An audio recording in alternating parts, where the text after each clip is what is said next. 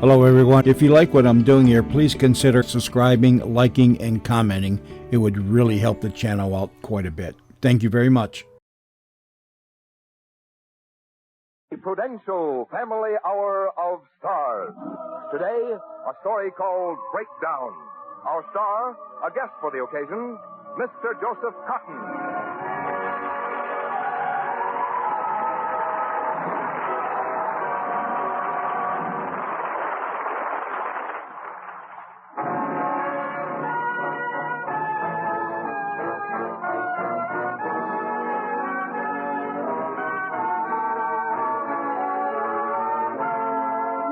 Let's see, it was the winter of 1930, no matter. I was sitting in Ed Snyder's cabana when I saw the bellboy coming carrying a telephone with one of those plug-in gadgets on it. It was an annoyance because Ed and I had been talking about a try at that well-publicized Miami fishing before my drive back to New York. Mr. Callow? Mr. Callow's a call from New York for you, sir. Your office, I think. Oh, it would be the office. Any name? Well, it sounded like Hubka, sir. Mr. Hubka? Oh, Hubka. Sorry, I don't have to answer it. Sure, go ahead. I can plug it in right here, sir. You can never escape the discontented. Trouble, Bill? No trouble, just routine. I had to fire my bookkeeper. I suppose this is a final appeal to charity and justice. It always comes. Fix me a drink while I'm talking to him, will you? Sure. Here's the phone, I sir. don't know why these things have to happen. I'm on a vacation. I want to fish and talk about fishing or rest or read. At least I don't want to have to wrangle with a discharged bookkeeper. No, well. The phone, sir. Thanks. Hello? That you, Hupka? Hello, Mr. Callow. I'm terribly sorry to disturb you. I wouldn't have done It's all right, Hupka. What is it? Well, it's about your letting me go, Mr. Callow. After 12 years, it's hard to understand, sir. And I thought I hope there's just some misunderstanding. You've always approved of my work. Weren't ready yet, Ed. I'm going to need it. This is going to be worse than I thought. There. Here. Thanks. Let's look at that blue water, man. Plenty of big ones out there just waiting for us. Aren't you listening to your man, Hubka? He's still talking. He certainly is. Too much. Hello, Hubka. Hubka, look here. You must have got my memo, and I'm certain you understood it. There's nothing personal, nothing against your record, but you simply must realize that I can't reorganize my accounting department without dropping a man here and there. No, Mr. Callow, but it's the upset. Yeah, Hubka, the please. suddenness. Every night for years, my wife and I have talked about the company, my work. I can't do It it. was the biggest part of our life. But now, what can I say? What can I tell? Please, Mr. Callow. Yeah, boy, take this phone out of here. If Mr. Hubka calls back, just report me as unavailable. Yes, sir. That bad? Did you have to hang up on him? You can fire some men, and they take it with their chins up there. This one didn't. Broke down and cried. I don't like weaklings, period. Oh, come on, Bill. The man may not be a weakling. After all, the bottom dropped out of his world. He was honest enough not to pretend otherwise. But tears, like a child, and man can't give in to his emotions like that. He has to if they're strong enough and everything else has failed. What do you mean by that? When all that a man knows and all that he's learned convince him that there is no hope, why, nature steps in to take a hand to save him somehow. From what? What did it save Hubka from? I don't know. Something. From killing himself, perhaps. From wanting to kill you. The most human thing about human beings is their emotions. Couldn't go on living without them. Oh, I had you talk like an old woman.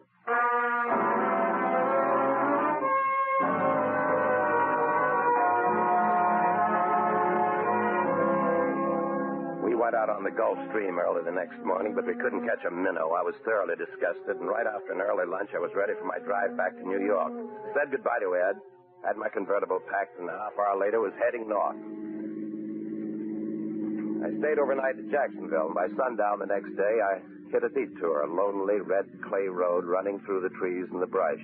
I was just getting the hang of riding the center ruts when I saw a chain gang ahead. The convicts were getting ready to climb aboard a prison truck under the guns of two guards standing near it. The other side of the road was a tractor. Its driver was bent low, listening to the motor. One of the guards signaled me to come on through, and I stepped on the gas again. But just as I came up to them, the tractor backed into the road in front of me. I caught at the wheel frantically, trying to turn up, but the ruts held me. I saw the faces of guards and prisoners, and then my car smashed them all against the truck.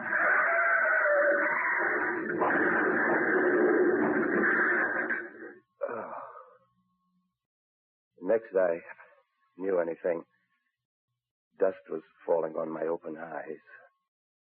Fuzzy clumps of red dust. I'll close my eyes, I thought. But they didn't close. It was as though I didn't know how. I tried to think of how it was done, but there was no response, no movement, no answer, nothing.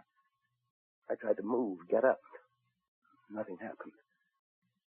I felt a pressure against my chest, and then dimly came the sensation that my head was tilted back oddly. The car seat must have been sprung, and I was trapped and looking upward. I tried to force movement somewhere in my body, but without success. No sense of pain, no sense of physical being at all reached my consciousness. And I remembered something out of a medical book. Motor control of nerves leading to the body muscles. Were mine paralyzed or just deadened temporarily?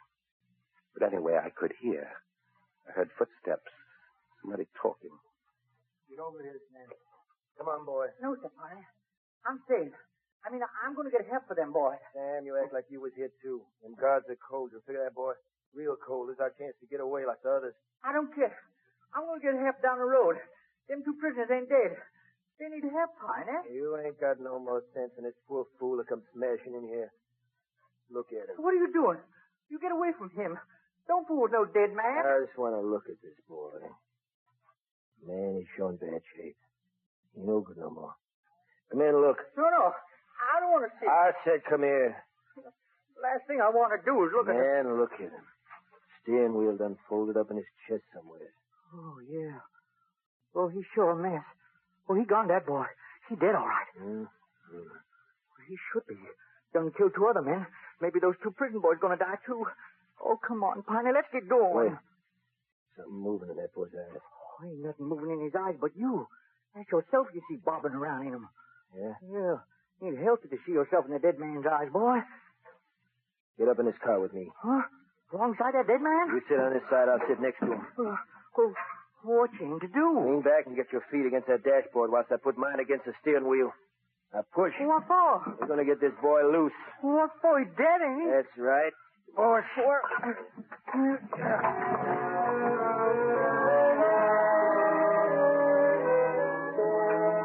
Braced with their backs against the seat, they were managing to shove the steering wheel clear of me.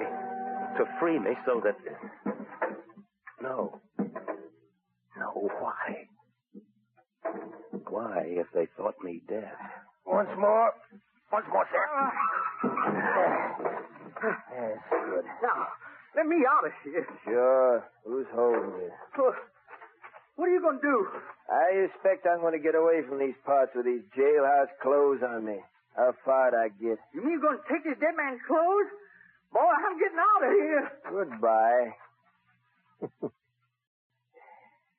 Now, dead boy, your valet's going to disenrobe you.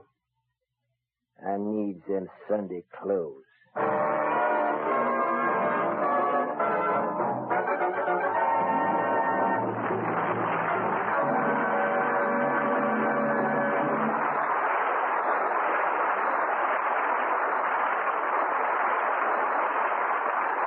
In just a moment, we'll return with Act Two of Breakdown, starring Mr. Joseph Cotton.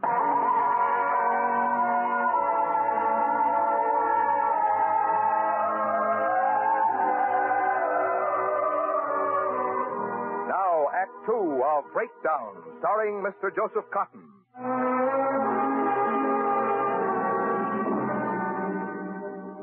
It was dark. I was still alone.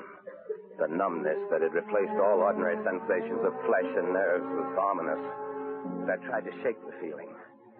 And then I thought I saw something moving from the side of the road, coming toward me, a shadowy blob of a thing. And then another, moving out from the underbrush. More came, and I knew they were human beings. They swarmed all over the wreckage and picked up things and hustled them back into the thickets. These were the people who lived in the miserable paper-plastered shacks along the road. They had heard the noise of the crash, and they had come not to rescue, but to plunder. At first, they ignored me as if they were awed in the presence of death. Yeah, we take this seat. But this dead was on it. No matter. I'll move him. You grab the seat now. Easy now. All right. They were determined in their actions, but not irreverent of the dead. They lowered me gently. The seat was pried loose and removed. I heard the creaking of leather, my suitcases. Even the hood of the car was lifted. Lord knows what they wanted there. Spark plugs, fan belt, and knife slashed through the canvas, and I knew my convertible was minus most of its top. Wheels were taken off, carpets, everything. I lay there, unable to flex a muscle. And then, after a while, things got quiet. All was still and dark again, and something strange happened to me. I'd been angry, impotently furious at their plundering, but now that they were gone, what had I lost?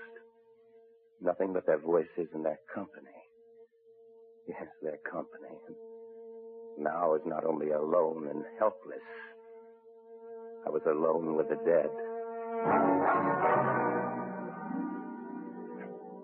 A dozen times I thought I heard approaching cars, and a dozen times I was wrong. But help must come. It always came, but something was needed. Something from me, a movement, a gesture, however hard, to show them I was alive. I began to try with the whole of my mind and the whole of my will to send an impulse somewhere in my stiffened body and get a response, but there was nothing. I tried again, not desperately, not in fear, but in a kind of determined anger, and somewhere there was a reaction. Something had moved. I couldn't tell where, but I tried again, hard, savagely hard. And I heard. Then I knew it was a finger, the little finger on my left hand. I could move it. I could make it rise and fall. And it made a hesitant, painful sound against the floorboard of my car. But it was enough. It was movement. It was life. And when they came, they would know.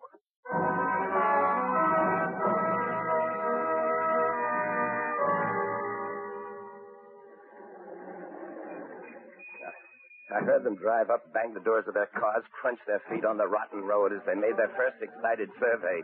I heard Sam's voice. Just like I told you, Sheriff. It's a real mess, ain't it? Yeah, I believe you, Sam. I just didn't know whether you wasn't exaggerating some. But you wasn't. Oh, no, sir. And right here's the man in the roadster, Sheriff. He the one who did it. Got himself killed the same second, too. Yes, I see. Suddenly a flashlight glared directly into my eyes. I couldn't close them against it. Then the light swung away. Hey, doctor. A doctor. A chance for me now. Hey, doctor. You want me, Sheriff? That man still alive? No. He's done for. Now, so maybe you better take those others to a hospital. One of my men will take you in. Oh, you, Luke.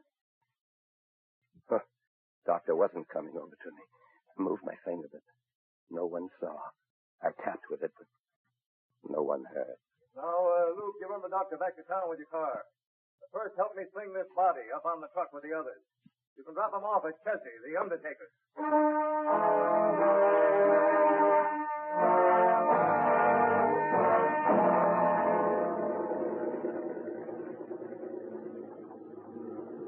I was on the back of a small truck, I judged, and I could hear the driver up front talking to someone. Take a look back there, Joe. See how them steps are. I can't see, Wade. Too dark. Well, hold it a second. We're coming to a light. See him now? Yeah, all right. 3 bodies present and accounted for. I knew now I was in the truck with the bodies of the dead guards. From things the driver said, I knew the sheriff was just ahead of us and leading us to the undertaker. We began to pass buildings, and some with lighted windows, and I knew we were in town. There was a sharp turn. I heard the sound of tightening brakes.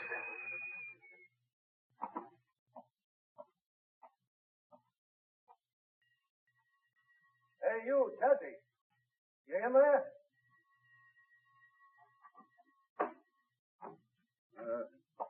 Kind of late, ain't it, Sheriff?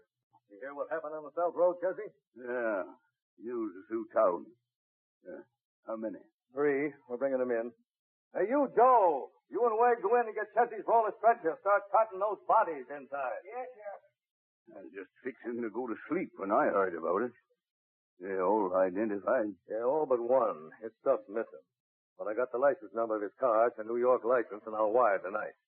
When I get his name and home address, I'll let you know so you can get in touch with his relatives. Okay. Hey, Joe, when you get through, run the truck over to Kill's garage and thank us. Right.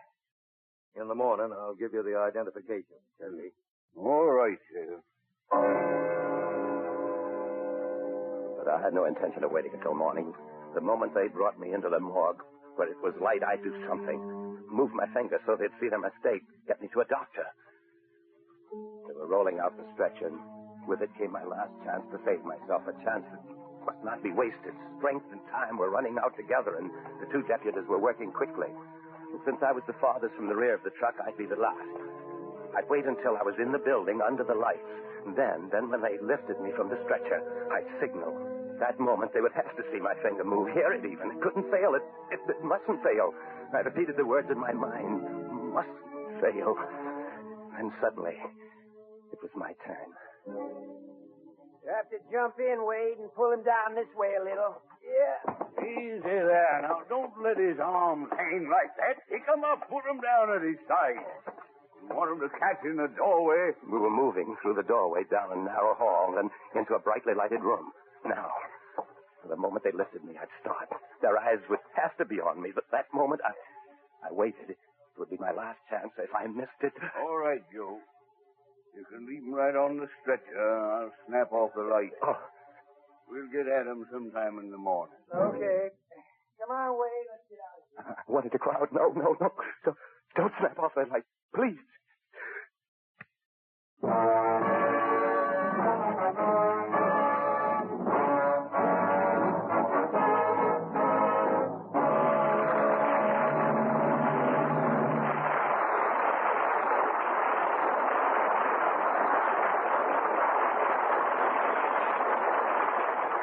In just a moment, we'll return with Act 3 of Breakdown, starring Mr. Joseph Cotton.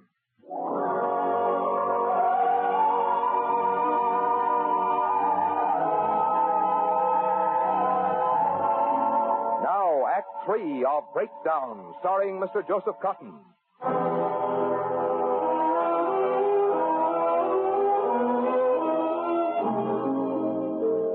Sometimes the ultimate blow leaves a man resigned to his fate. Yet my mind was sharp. My hearing seemed very keen now. In the few seconds the light had illuminated the room, it had struck me that my vision was better. Perhaps a natural process of recovery was going on in me. Perhaps by morning my faculties would be back, at least in some measure. I felt buoyed up with the hope of it. And I lay there and listened to the sounds of the town drifting back to me from the street. There was a multiplicity of them at first, gradually lessening as the hour grew late. Then little by little things died down, an occasional car, a lone passerby. And then all was silence and time took over. Against my will, sleep came. Before I sank away, I tried to move my finger again. It was comforting. There was hope in that sound. Hope.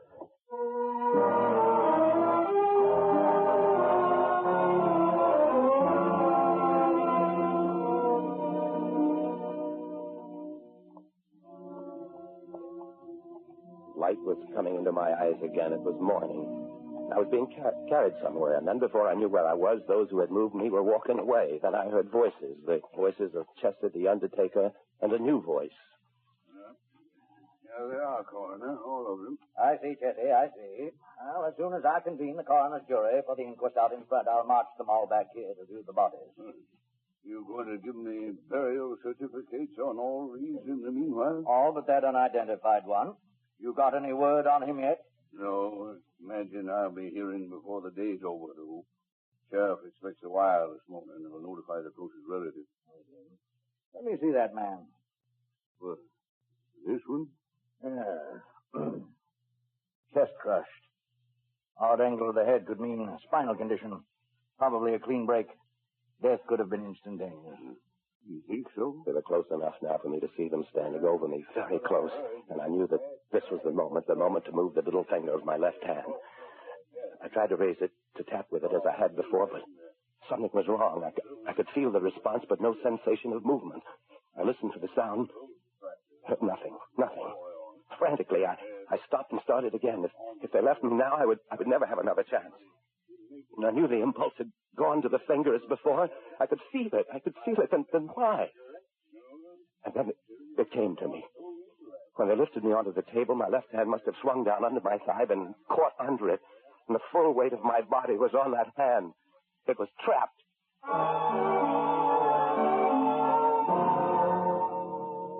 I knew I was beaten. It was all over now. In a moment, they'd leave, and then... A rush of thoughts came to my mind, all of them underlining the coming of my death. Thoughts and then words. The words danced in front of me, words I remembered, and suddenly I knew them for words Ed had spoken to me in Miami Beach just 2 days before. And all that he knows, all that he's learned, convince a man he has no hope. That's when his emotion comes into play. To save him. To save him. Yes, to save anyone who at least has life, sweet, simple life to look forward to. Suddenly I was lonesome and frightened like a child. If only somebody would take my hand and I could feel at this final moment. One of these two men, anybody at all. Well, Jesse, I guess that's all. When you get his name, you let me know. I'll do that, Coroner. From the kind of car he was driving, I wouldn't be surprised if he didn't turn out to be somebody right important. Important, yes, important. So important that I rule the lives of others, and I thought of Hubka crying. I knew why now. I'd cut him off from his little world as I was now cut off from all of it, and then something gathered in my chest, choked in my throat.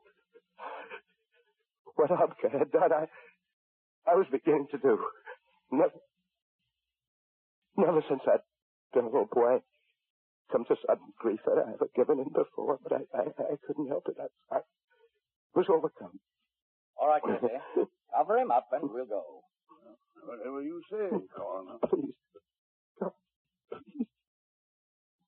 Well, coming, Jesse? Wait a minute, Coroner. Look at this man. Oh, what about him? Where the dirt under his eyes. There's something kind of... Yeah, see? Why, yes, they seem to be watering. I've never seen anything quite like this before. Looks like tears. The Coroner, it is tears, like this. Good Lord. Here, let me put my head to his chest. Jesse, you're right. There's a heartbeat. There's a heartbeat. This man's crying. Get blankets. I'll fetch my bag in the front office and call the hospital. Oh, I didn't dare believe. I didn't know whether to pray or... Then the undertaker was back with a blanket, was spreading it over me. His head bent low as he tucked it in. He talked to me. There, son. He talked to me. You're safe now. He'll take care of you. We know. I don't blame you for crying. Poor fella. Poor fella.